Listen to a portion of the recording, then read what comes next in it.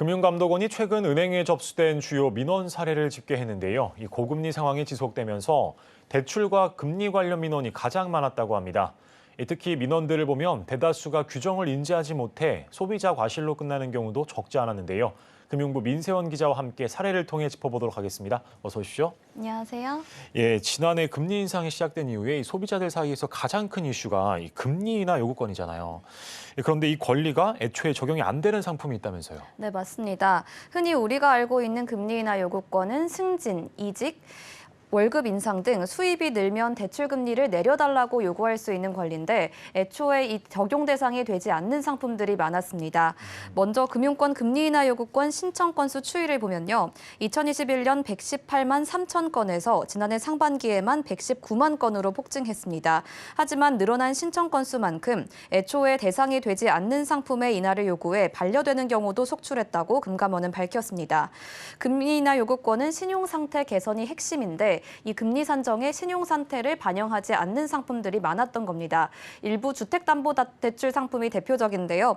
금감원에 민원을 제기한 임모 씨는 2016년 은행에서 아파트담보대출을 받았고 최근 신용대출이 오르고 자산이 증가하면서 해당 은행에 금리 인하 요구를 했지만 거절당했습니다. 금리 인하를 받을 수 있는 부분은 가산금리인데 이 임 씨가 받은 주담대의 가산금리에는 담보와 금리 여부가 반영되고 개인의 신용도를 반영하지 않은 겁니다. 이 때문에 개인의 신용상태 변화는 영향을 주지 않는다는 게 은행과 금감원 측 판단이었습니다. 또 저금리로 공급하는 햇살론과 같은 정책금융 상품과 협약에 따라 적용되는 공무원, 임직원 전용 상품의 경우에도 이미 우대금리를 받고 있기 때문에 적용 대상에서 제외됩니다.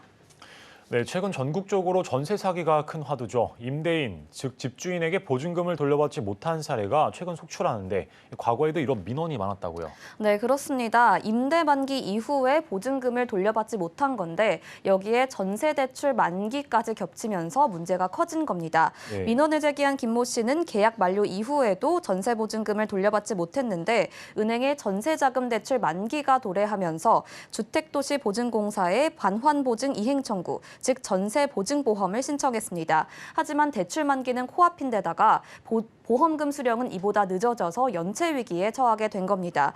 이에 김 씨는 은행에 전세 대출 만기 연장을 신청했지만 전세 계약을 갱신하지 않았다는 이유로 반려됐습니다.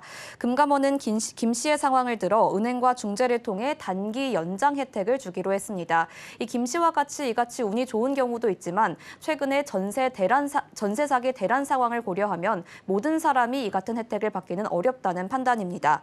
그래서 임대 계약 만료 수개월 이전에 집주인에게 보증금 상환 요구를 확인하고 보증금에 대해 불안함을 느낀다면 보증기관에 상환 보증을 미리 연장해두라는 게 금감원의 조언이었습니다.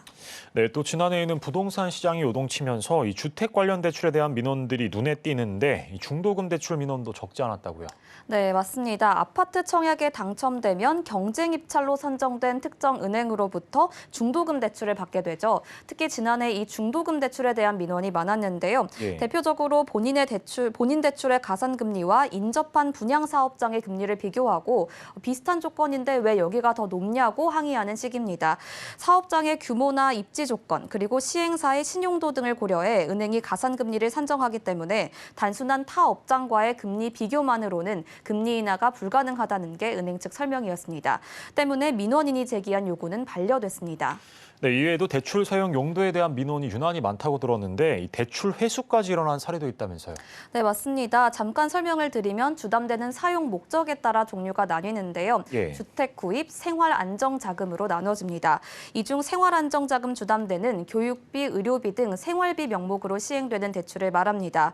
그런데 이 주담대 약정서를 보면 대출 기간 중에는 주택을 추가 구입하면 안 된다는 조항이 있습니다. 즉 생활비 명목 이외에 자금 사용처를 변경하면 안 된다는 건데요.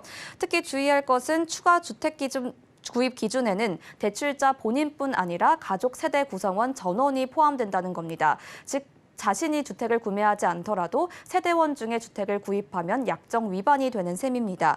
실제 생활자금 용도로 주담대를 받아 사용하던 A 씨는 세대원인 부친이 대출 기간 동안 주택을 추가 취득해 은행으로부터 즉시 대출 전액 상환 요구를 받은 바 있습니다. 네, 지금까지 민세원 기자와 함께 주요 민원 사례를 알아봤습니다. 오늘 말씀 고맙습니다. 감사합니다.